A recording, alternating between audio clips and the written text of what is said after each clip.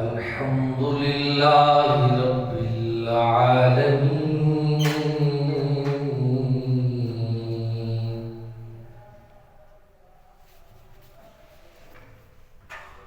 والعاقبة للمتقين والصلاة والسلام على سيد الأنبياء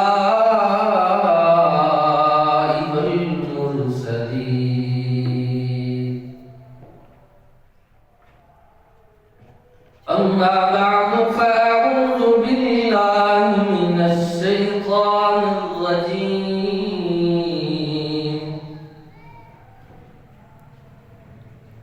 بسم الله الرحمن الرحيم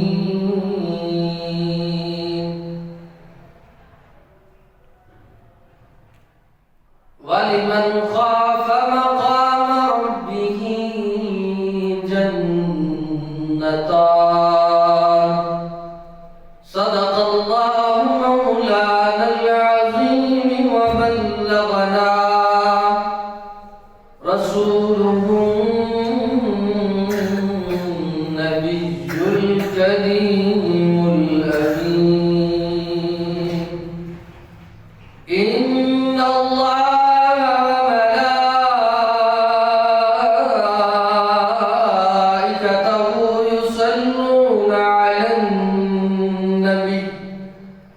يا أيها الذين آمنوا صلوا عليه وسلموا تسليما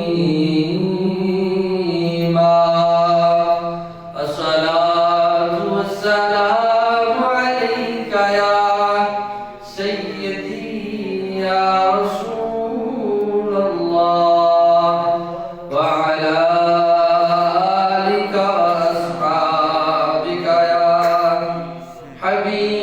حبيب الله الصلاة والسلام عليك يا محبوب رب العالمين الصلاة والسلام عليك يا محبوب رب العالمين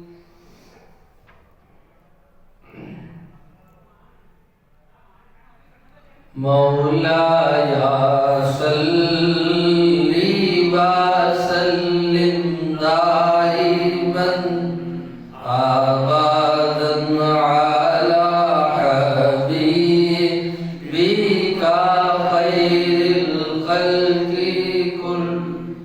كلهم مولاي صل وسلم دائما أبدا على حبيبك خير الخلق كلهم هو الحبيب الذي ترجى شفاعته هو الحبيب الذي ترجى شفاعته لكل هول من الأهوال مقتحم مولاي صل وسلم دائما أبدا على حبيبك خير الخلق كلهم يا أكرم الخلق من عالوا ذوبه يا أكرم الخلق من عالوا ذوبه سواك عند حلول الحادث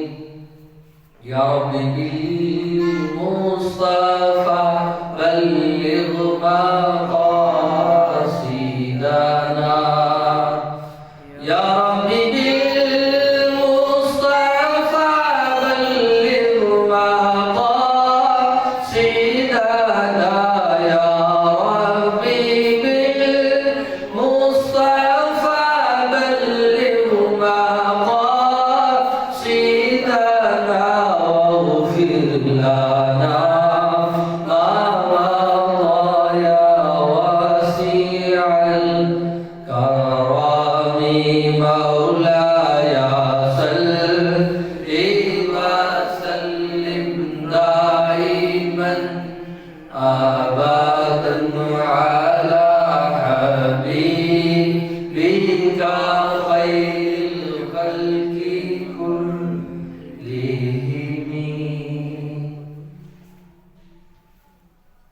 وأحسن منك لم تر قط عيني وأجمل منك لم تلد النساء خلقت مبرأ من كل عيب كأنك قد خلقت كما تشاء يا صاحب الجمال فيا سيد البشر من وجهك المنير لقد نور القمر لا يمكن الصلاة كما كان حقه بعد خدا بزرگ توئی قصہ مختصر۔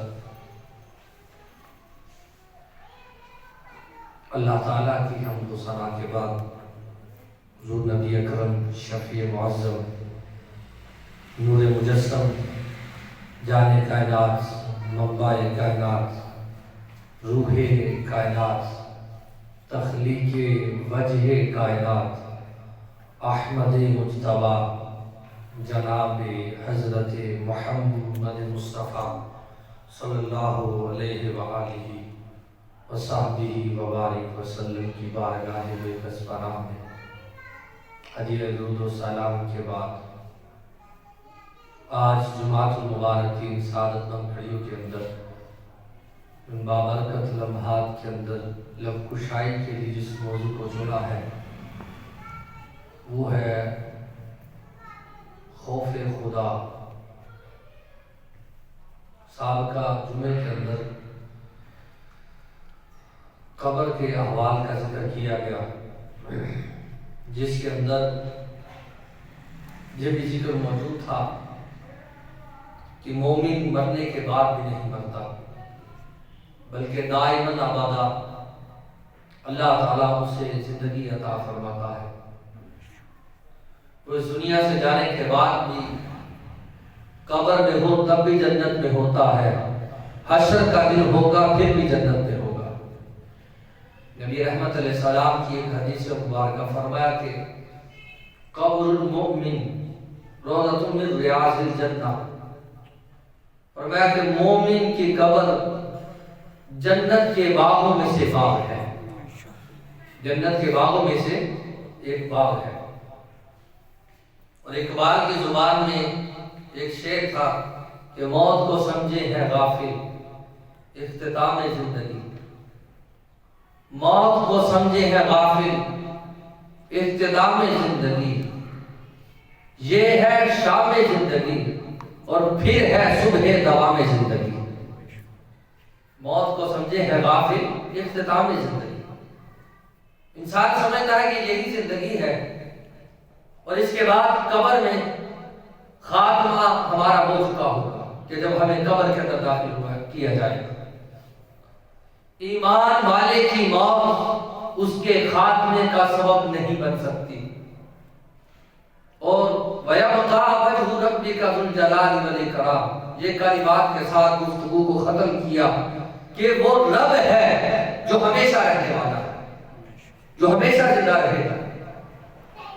تو جو اس کا ذکر کرے، جو اس سے محبت کرے، جو اس کے ساتھ تعلق رکھے، جو اس کے احکامات کے مطابق زندگی بسر کرے، کیسے ہو سکتا ہے وہ فنا ہو جائے؟ وہ فنا نہیں ہوتا۔ جو اللہ کے ذکر میں فنا ہو جائے اللہ تعالیٰ اسے بقا عطا کرتا ہے، وہ کبھی ختم نہیں ہوتا۔ معاشرہ افراد سے بنتا ہے، افراد اگر آپس میں محبت سے رہیں، سلوک سے رہیں تو پھر معاشرہ بہتر ہوتا ہے۔ معاشرہ تب بہتر ہوتا ہے جب افراد کے اندر محبت ہو، پیار ہو، الفت ہو۔ اور ہمارے معاشرے کے اندر انسان کو دیکھ کر معاملات کرتا ہے، یہ بالکل بھی صحیح نہیں ہے کہ انسان کو دیکھ کر معاملات کو طے کیا۔ مثال کے طور پہ ہم کسی کے دکھ میں شامل ہوئے تب جب وہ ہمارے دکھ میں آئے، ہم نے کسی کے ساتھ اس کی خوشی کے اندر شرکت کی تب جب وہ ہماری خوشی میں آئے۔ دیا تو اس لیے کہ وہ ہمارے ساتھ اس نے سلوک کر رہا ہے۔ انسان کو دیکھ کر معاملات کرتا ہے تو پھر مشکل ہو جاتا ہے کہ انسان اصلاح کرے۔ اصلاح کرنا مشکل ہو جاتا ہے جب انسان کو دیکھ کر معاملات کرتا ہے، اور جب اللہ کی ذات درمیان میں آ جائے، جب اللہ کی رضا درمیان میں آ جائے معاملات کے اندر، جب اللہ کی رضا کے لیے انسان سے معاملات کرے تو پھر اصلاح کرنا مشکل نہیں ہوتا، پھر کسی کے ساتھ حسن سلوک کرنا مشکل نہیں ہوتا، پھر کسی کے غم کے اندر شریک ہونا مشکل نہیں ہوتا، کیونکہ وہ انسان سے معاملات کر رہا ہے اللہ کی رضا کے لیے۔ وہ اپنے معاملات کے اندر انسان کو نہیں دیکھ رہا بلکہ اللہ کی رضا کو دیکھ رہا ہے۔ تو گویا اب دور جدید ہے، مثال کے طور پہ اب دور جدید کے اندر نئے قسموں کے تالے آتے ہیں کہ ہم نے دکانوں کو لگا دی، نئی قسموں کے تالے جو ہے وہ بن رہے ہیں، ہم لگا رہے ہیں۔ اور پھر اسی طرح ایک اور قسم کیمرہ اس لیے لگایا جاتا ہے تاکہ چور کی پہچان ہو سکے، کیونکہ دور جدید ہے تو ہر جگہ پر کیمرے نصب کیے گئے ہیں۔ تو وہ دور قدیم تھا، اب دور جدید ہے۔ فرق یہ ہے کہ تب کیمرے نہیں تھے، صرف اتنا تھا کہ تالے لگتے تھے، مگر اب دور جدید میں جدید قسم کے تالے ہیں۔ اس دور کے اندر جب چور آنے لگتے تو گھر کے ٹیلی فون کی تار کاٹتے تھے، تو پھر اس گھر کے اندر ڈاکہ ڈالتے۔ مگر اب دور جدید کے اندر وقت بدلا، تو اب جب بھی کوئی چوری کرنے آتا ہے تو سب سے پہلے کیمرے کو توڑتا ہے۔ پہلے فون کاٹے جاتے، ٹیلی فون کی تار کاٹ دی جاتی اور چوری کی جاتی۔ اور اب یہ ہے کہ جو شخص بھی چوری کے لیے آتا ہے پہلے دیکھتا ہے کیمرہ کہاں لگا ہے تو اس کو توڑ دیتا۔ تو کس لیے کہ کیمرے کی آنکھ دیکھے گی میری پہچان ہو سکتی ہے، میں پکڑا جا سکتا ہوں، اس وجہ سے وہ کیمرے کو توڑتا ہے۔ فون کی تار کو اس لیے کاٹتا ہے تاکہ رابطہ منقطع ہو جائے، دور قدیم کے اندر رابطہ کٹ جائے، دوسروں کو نظر نہ آئے، پتہ نہ چلے، خبر نہ پہنچے، اس لیے کاٹ دیا جاتا ہے۔ اب دیکھیے گا امریکہ کے اندر ایک مرتبہ کسی فنی خرابی کی وجہ سے بجلی جو تھی وہ چند گھنٹے بند رہی، کیونکہ وہ جدید کی اقسام کے پاس چیزیں ہیں، کیمرے ہیں اور بھی چیزیں ہیں، تو چند گھنٹوں کی بجلی کے اندر کئی لاکھوں ڈالر چوری کر دیے گئے۔ جب بجلی بند ہوئی لوگوں کو پتہ چلا کہ کیمرے اب نہیں چل رہے، ہر طرف اندھیرا ہی اندھیرا ہے، تو انہوں نے لاکھوں چوری کی ڈالروں کی، اور پھر افواہ یہ پھیل گئی اور لوگوں میں مشہور ہو گیا کہ اس وجہ سے چوری ہوئی کہ بجلی بند ہوئی۔ تو دور قدیم اور دور جدید کے اندر میں نے کہا معاشرے کے اندر معاملات اس طرح کرنے چاہیے کہ انسان کو دیکھ کر نہ کرے بلکہ فقط اللہ کی رضا کے لیے کرے۔ ہماری رشتہ داریاں، ہمارے تعلقات، ہمارا لین دین، ہمارا پیار محبت، سب کچھ انسان کو دیکھ کر ہو رہا ہے۔ ہمیں چاہیے ہم فقط اللہ کی رضا کے لیے کریں۔ ہم کسی کو دیتے ہیں تب بھی دیکھتے ہیں اس نے ہمارے ساتھ کیا کیا۔ ہم کسی کے پاس جاتے ہیں، کسی کے ولیمے میں جاتے ہیں، کسی کی شادی میں، کسی کے مرنے پر غم میں شریک ہوتے ہیں، تب بھی انسان کو دیکھ کر چل رہا ہے۔ مگر انسان اگر رب کو دیکھ کر چلے تو پھر معاشرے کے اندر اصلاح ہو سکتی ہے۔ اب دیکھیے گا میں نے بتایا کہ چند گھنٹوں کی بجلی بند ہونے کی وجہ سے لاکھوں ڈالر چوری ہو گئے، کس لیے کہ وہ کیمرے کی وجہ سے، بند ہونے کی وجہ سے لوگ دیکھ نہیں رہے، ہم پکڑے نہیں جائیں، تو لاکھوں ڈالر چوری ہو گئے۔ مگر اسلام ایک اتنا پیارا، اتنا خوبصورت مذہب ہے، اسلام اتنا پیارا مذہب ہے کہ اس کے لیے کیمروں کی ضرورت نہیں ہے، اس کے لیے بجلی کی ضرورت نہیں ہے، اسلام یہ تعلیمات نہیں دے رہا کہ اس وقت اس چیز کی ضرورت ہے، بلکہ اسلام اتنا پیارا مذہب ہے، یہ ہر وقت ہر لمحہ انسان کو سکھا رہا ہوتا ہے، کیمرہ دیکھے نہ دیکھے، دنیا دیکھے نہ دیکھے، تیرا محلے دار دیکھے نہ دیکھے، تیرا مالک تجھے ہر وقت دیکھ رہا ہے۔ وَلَا يَعُودُهُ حِفْظُهُمَا وَهُوَ الْعَلِيُّ الْعَظِيمُ، وہ ہے جو ہر وقت حفاظت کرتا ہے، سِنَةٌ وَرَعْدٌ، نہ اسے اونگ آتی ہے نہ اسے نیند آتی ہے۔ تو اسلام اتنا پیارا مذہب ہے کہ دنیا کے اندر کیمرے سے بچنے کے لیے اس کو توڑا جاتا ہے، دنیا سے دور قدیم کے اندر چوری کرنے کے لیے اس کے گھر کی ٹیلی فون کی تار کاٹی جاتی تھی، مگر اسلام اتنا پیارا دین ہے جو اپنے ماننے والوں کو ہر وقت پیغام دیتا ہے، کوئی دیکھا نہ دیکھے تمہارا مالک تمہیں ہر لمحہ دیکھ رہا ہے۔ تو گویا اگر معاشرہ انسان سے سیکھ کر اور انسان کو دیکھ کر انسان چلے تو اصلاح کرنا مشکل ہے، اور اگر انسان معاملات کے اندر خدا کو دیکھ کر چلے تو پھر معاشرے کے اندر اصلاح ہو سکتی ہے۔ ہمارے معاشرے کے اندر انسان کو دیکھ کر انسان چل رہا ہے کہ وہ میرے ساتھ کیا کرتا ہے تو میں بھی کروں گا، اس نے اچھا کیا تو میں بھی کروں گا، اگر اس نے نہیں کیا تو میں کیوں کروں۔ تو گویا معاشرے کے اندر اصلاح کے لیے بہترین طریقہ یہ ہے کہ ہر معاملے کے اندر اللہ تعالیٰ کی رضا کو دیکھا جائے۔ تو گویا اعلیٰ حضرت مجدد دین و ملت مولانا شاہ احمد رضا خان فاضل مدنی رحمت اللہ علیہ سے کسی نے پوچھا کہ حضرت بتائیے نیک کون ہے، حضرت نیک کون ہے، متقی کون ہے، پرہیزگار کون ہے، بتائیے۔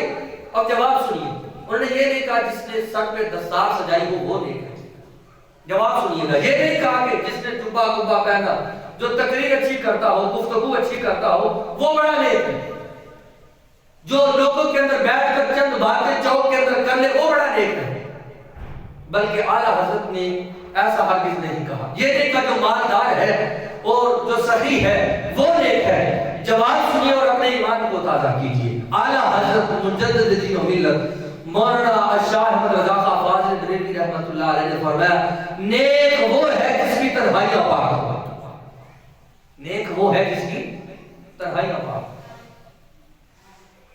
میں معاشرے کے اندر بیٹھ کر مجھے بڑی باتیں آتی ہوں گی، میں لوگوں کو سنا دوں گا، میں لوگوں کے اندر بیٹھ کر کسی کو برا بھلا بھی کہہ سکتا ہوں، تم کو نیک بھی کہہ دوں گا۔ ہو سکتا ہے کہ میری جو تنہائی ہے وہ گناہوں کے اندر بسر ہو رہی ہو، میں اپنی تنہائی کو گناہوں کے اندر گزار رہا ہوں، اللہ تعالیٰ کی نافرمانیاں کر رہا ہوں، میری سوچ اور فکر بے حیائی کے اندر مبتلا رہتی ہو، مگر اعلیٰ حضرت نے معاملہ ختم کر دیا، فرمایا نیک وہ ہے جو تنہائی کے اندر بھی ہو تو ہر لمحہ نیکی کے اندر گزار رہا ہو، وہ نیک ہوتا ہے جس کی تنہائی پاک ہوتی ہے۔ اسی طرح دیکھیے گا ہم مسجد کے اندر نماز پڑھنے کے لیے آتے ہیں تو ہمارے معاشرے کے اندر ہم نے منڈی کے اندر بیٹھ کر سبزی منڈی ہو، چوک ہو، بازار ہو، تاجر گاہ ہو، کہیں بھی ہو، ہم ہر جگہ بیٹھ کر کہہ دیتے ہیں میں نیک ہوں اور میں نے بڑا اچھا کام کیا ہے، میں نے یہ نیک بڑا ہی عمل اچھا کیا ہے، مگر پتہ تب چلتا ہے جب انسان نماز پڑھنے کے لیے نکلتا کہ صبح فجر کے وقت اٹھ کر وہ وضو کرے، کپڑے پہنے اور کپڑے پہن کر وہ فجر کی نماز پڑھنے کے لیے۔ سوال یہ ہے کہ ہم کپڑے کون سے پہنتے ہیں؟ نماز پڑھنے کے لیے تو ٹراؤزر پہن لیا، جو سوٹ جیسا تھا پہن لیا، پرانا پہن کر آئے، اور یہی سوٹ اور یہی تیاری کے اندر ہم شادی پر نہیں جاتے، ہم ولیمے پر نہیں جاتے، کس وجہ سے کہ یہ پرانا ہے۔ قرآن مجید کے اندر اللہ تعالیٰ نے فرمایا وَلِمَنْ خَافَ مَقَامَ رَبِّهِ جَنَّتَانِ، بس جو اللہ کے سامنے خوف الہی کے ساتھ کھڑا ہو گیا اس کے لیے دو جنتیں ہیں، اس کے لیے دو جنتیں ہیں۔ جو کپڑے پہن کر میں بازار نہیں جا سکتا، جو کپڑے پہن کر کسی تقریب کے اندر میں شرکت نہیں کر سکتا، سوال یہ ہے وہی کپڑے پہن کر ہم اللہ کی بارگاہ میں کیسے آ جاتے ہیں؟ ہمیں چاہیے ہم دیکھیں کہ ہم کس کی بارگاہ میں جا رہے ہیں، کس کے ذکر کے اندر شامل ہونے کے لیے ہم گھر سے نکل رہے ہیں۔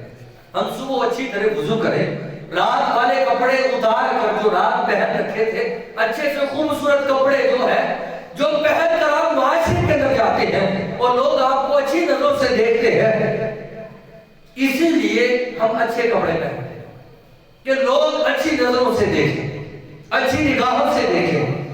تو اگر ہم معاشرے کے اندر اچھے کپڑے پہن کر تیاری کر کے جائیں تو معاشرہ ہمیں سلام کرتا ہے، ہماری عزت کرتا ہے، ہماری توقیر کرتا ہے، ہمارا استقبال بھی کرتا ہے۔ تو اگر ہم تیار ہو کر اچھے کپڑے پہن کر اللہ کی بارگاہ میں آئیں گے تو سوال یہ ہے کیا رب کی رحمت ہمارے استقبال نہیں کرے گی؟ مسئلہ جب پوچھا جاتا ہے جی کیا ٹروزر میں نماز ہو جاتی؟ ہو جاتی ہے، اس میں کوئی شک نہیں۔ مسئلہ یہ طریقت اور شریعت اپنی جگہ پر، مگر تقوی کا بھی کوئی اصول ہے۔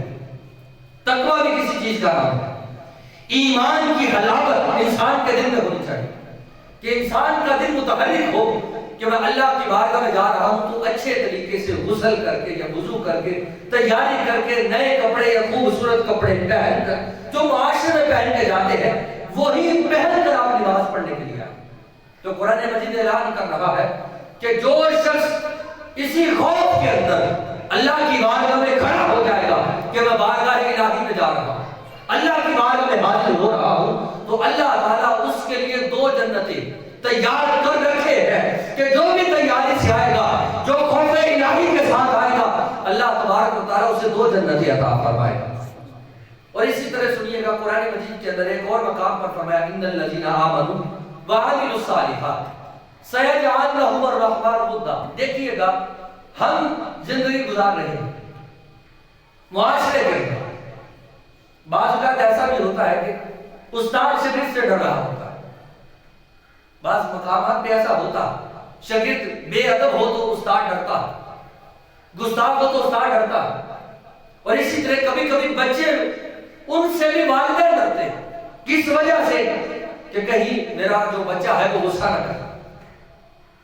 یہ معاشرے کے اندر رہتے ہوئے آپ دنیا سے ڈرتے رہتے، میں بھی ڈرتا رہتا ہوں کبھی کسی سے کبھی کسی سے، اور اگر پیروں کی بات کی جائے تو وہ ڈرتے ہیں کہ جو مرید ہے اچھے بھلے خاصے مال والے ان سے ڈرتے ہیں کہ ہمارا راستہ نہ بند ہو جائے، کہیں یہ ناراض نہ ہو۔ مگر نبی رحمت علیہ السلام کی حدیث مبارکہ کیا ہے؟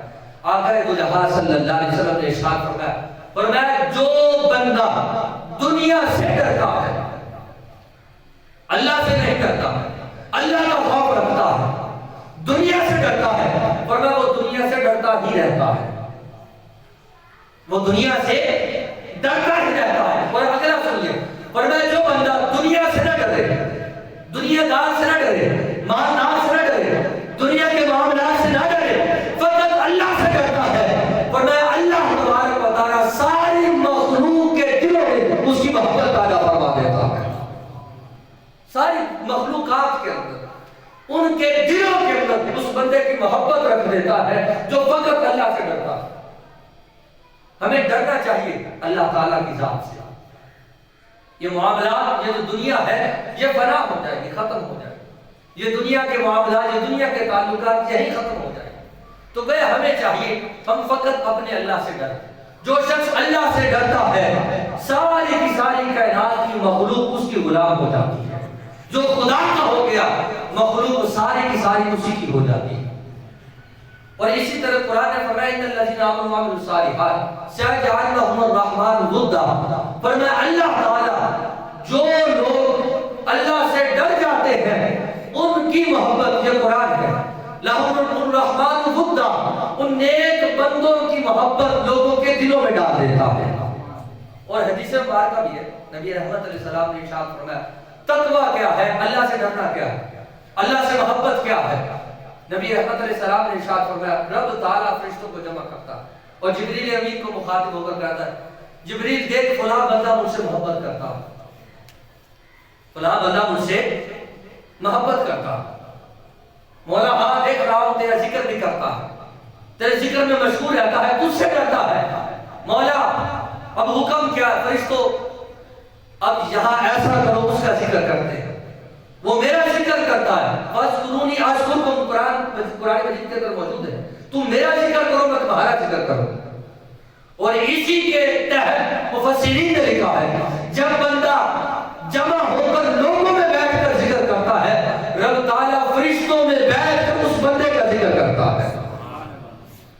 جبریل عرض کی مولا ہاں وہ تجھ سے محبت کر رہا، فرمایا گواہ ہو جا، مولا گواہ ہو چکا، اب آگے حکم کیا ہے؟ فرمایا جبریل سارے فرشتوں میں اعلان کر دو کہ وہ بندہ فلاں جو مجھ سے محبت کرتا ہے میں بھی اس سے محبت کرتا ہوں۔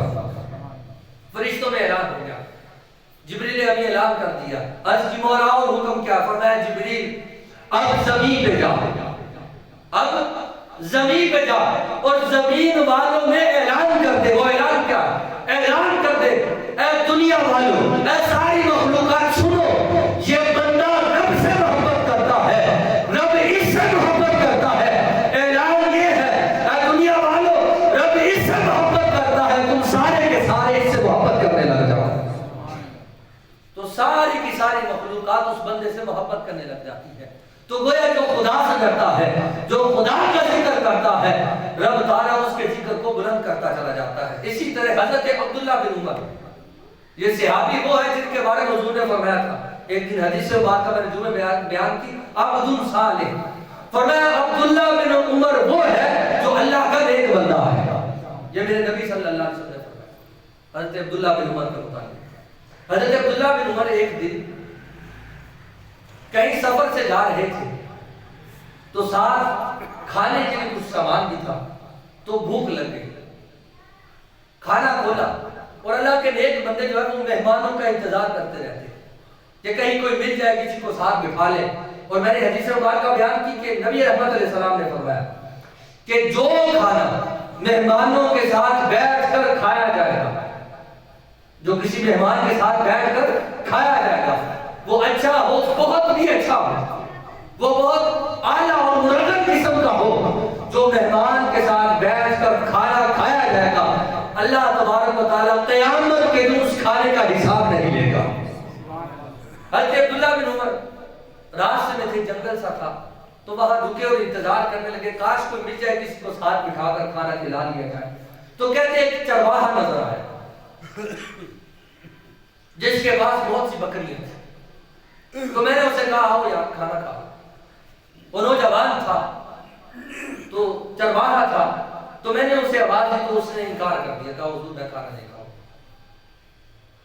پھر دوسری بار کیونکہ طلب تھی کہ میرے ساتھ میں بیٹھ کر کھائے، تو دوسری بار پھر کہا تو پھر یہی جواب دیا، کہا کہ میں کھانا نہیں کھاؤں گا۔ جب تیسری بار کہا تو انہوں نے اس چرواہے نے پہلے نہیں بتایا، تیسری بار آخر کار جب اصرار بڑھا تو تنگ آ کر وہ کہنے لگا حضور مجھے تنگ نہ کریں، بار بار نہ کہیں، اس لیے کہ میں روزے سے ہوں، اس لیے کہ میں روزے سے ہوں۔ حضرت عبداللہ بن عمر ان کے دل میں اس چرواہے کی اور محبت پیدا ہوا کہ ایک تو فرضی روزے ہوتے ہیں، یہ نفلی روزے رکھتا ہے، یہ کتنا نیک ہوگا۔ تو حضرت عبداللہ بن عمر اس سے کہنے لگے آپ نے کھانا کھا لیا اور اس سے ملے، اللہ والا جہاں مل جاتا ہے تو اس سے محبت خود بخود پیدا ہو جاتی ہے، اور یہ تو حضور کے صحابی تھے۔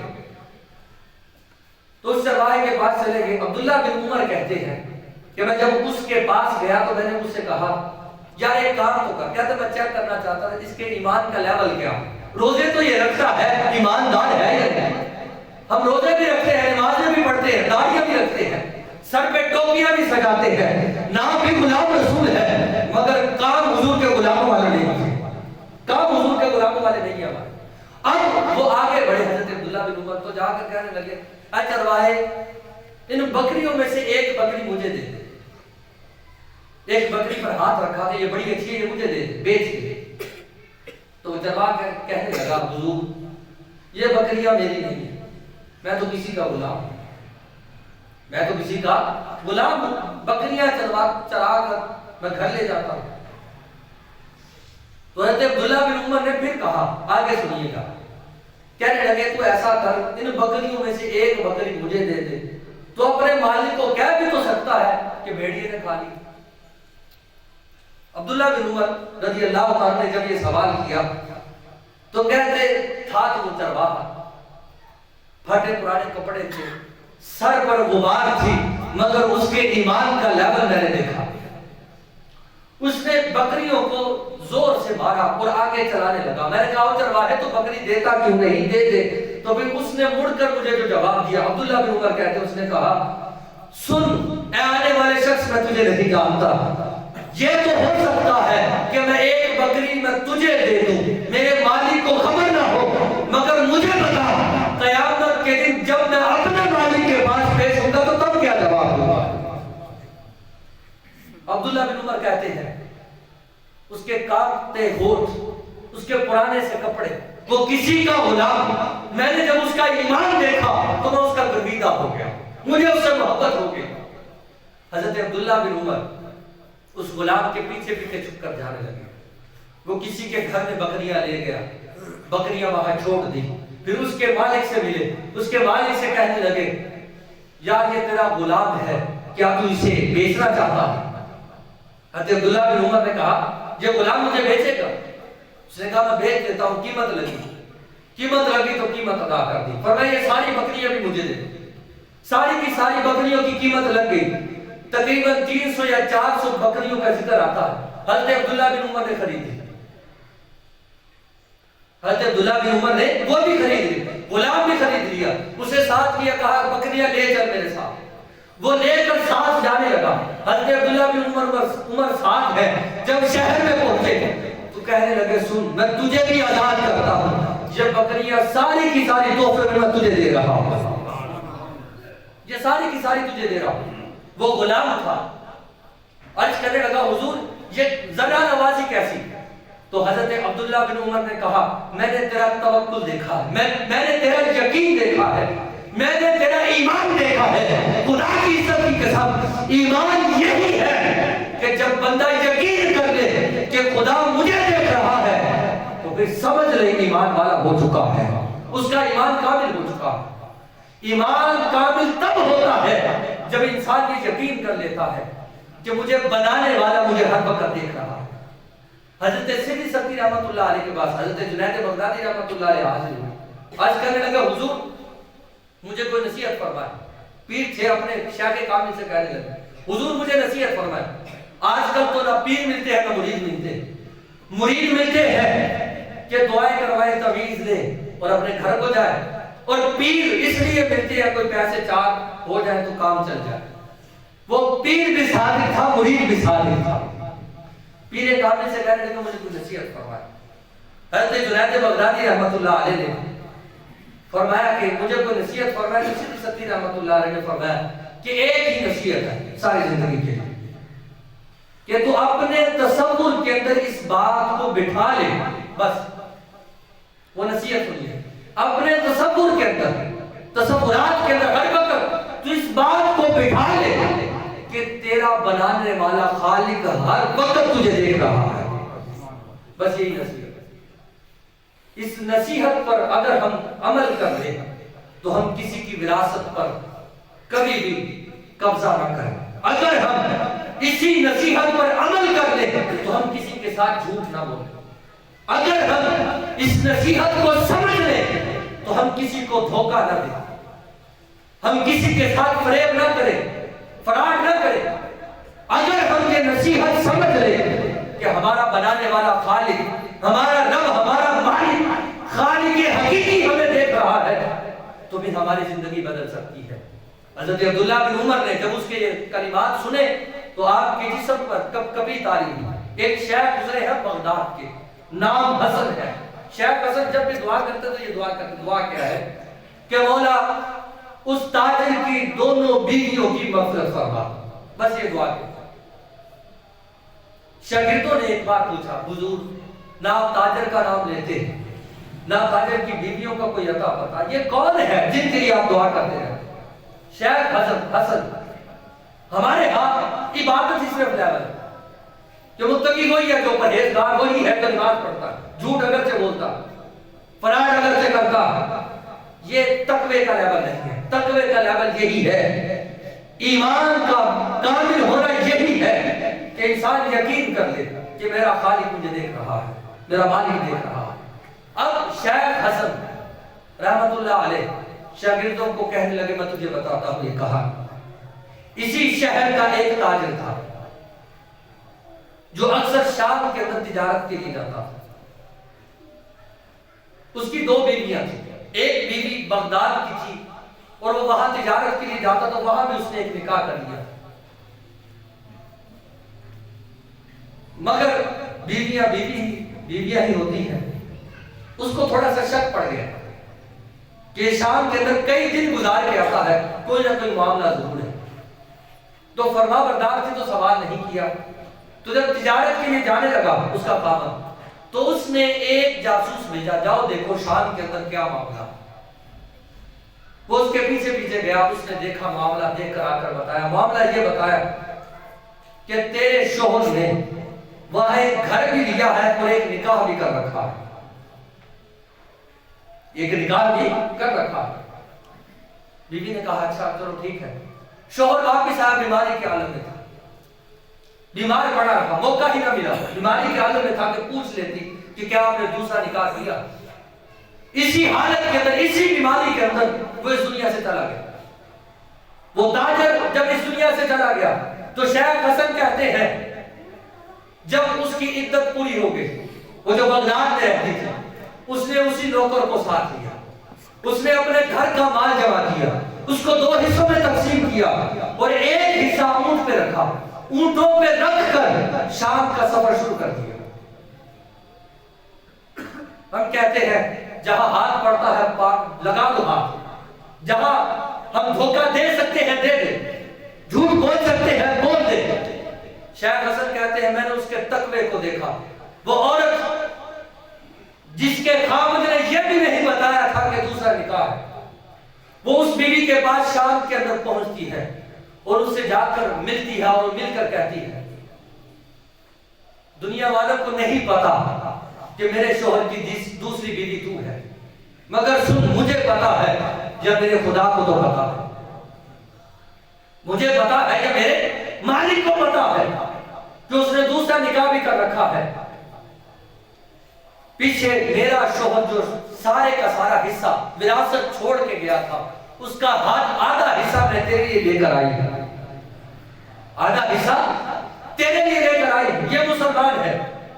ہم کہتے ہیں وہ بڑے لوگ تھے, ہاں بڑے لوگ تھے, ان کے ساتھ بھی یہ لگتا تھا کہ وہ مسلمان ہے. ہمارے ساتھ بھی لگتا ہے مسلمان.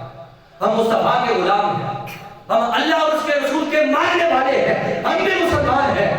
وہ عورت وہاں جا کر حصہ دیتی ہے, وراثت دیتی ہے, آدھا حصہ اس کے سامنے رکھتی ہے. تو اس نے اپنی نند کو اپنے گلے لگایا اور لگا کر رونے لگی اور کہنے لگی ہے عورت جس نبی کا کلمہ تو پڑھتی ہے میں بھی اسی نبی کا کلمہ پڑھنے والی ہوں. اگرچہ جو مجھے دیا گیا مجھے خبر تیرے پاس ہے, مجھے خبر میں تجھے بتانا چاہتی ہوں. وہ جو شوہر جب یہاں سے جانے لگا تھا, شام کے سارے طبیبوں نے بتا دیا تھا وقت آخر ہے, اب وصال ہو چکا ہوگا, عنقریب مر جائے گا. وہ بغداد تو گیا, مجھے پتا چل چکا تھا, اسے بھی پتا چل گیا. اس نے مجھے گھر بھی دیا, اس نے مجھے مال بھی دیا اور اس نے مجھے طلاق بھی تھما دی تھی. جو میرا مال میرے پاس ہے وہ مجھے دے چکا ہے, یہ سارے کا سارا حصہ تیرا بھی ہے. اب اس پر میرا کوئی حق نہیں, اس لیے کہ مجھے طلاق دے کر, مجھے گھر دے کر اس دنیا سے رخصت ہو گیا. شیخ حسن کہتے ہیں میں نے ان 2 عورتوں سے بہت کچھ سیکھا ہے کہ کوئی دیکھے نہ دیکھے یہ یقین رکھنا تمہارا مالک تجھے دیکھ رہا ہے, تمہارا مالک تجھے دیکھ رہا ہے. یہ یقین اگر ہم اپنے دلوں کے اندر پیدا کر لیں کہ ہمارا بنانے والا, ہمارا خالق حقیقی اگر یقین کر لیں کہ وہ دیکھ رہا ہے تو ہم گناہوں سے بچ سکتے ہیں, ہم بے حیائیوں سے بچ سکتے ہیں, ہم جھوٹ سے بچ سکتے ہیں, ہم فراڈ سے بچ سکتے ہیں. ہمیں چاہیے ہم اپنے ایمان کے لیول کو بڑھائیں, اپنے ایمان کو کامل کریں, اور ایمان کی لذت تب ہی نصیب ہوگی, عبادت کی لذت تب ہی نصیب ہوگی جب ہم عبادت بھی کریں اور یقین بھی رکھیں کہ جس کی ہم عبادت کر رہے ہیں وہ مالک ہمیں دیکھ رہا ہے. اللہ تبارک و تعالی مجھے اور آپ کو نبی دو جہاں صلی اللہ علیہ وسلم کا سچا اور پکا غلام بننے اور متقی اور تقوی والے، یقین والی، ایمان والی زندگی اللہ تبارک و تعالی ہم سب کو نصیب فرمائے۔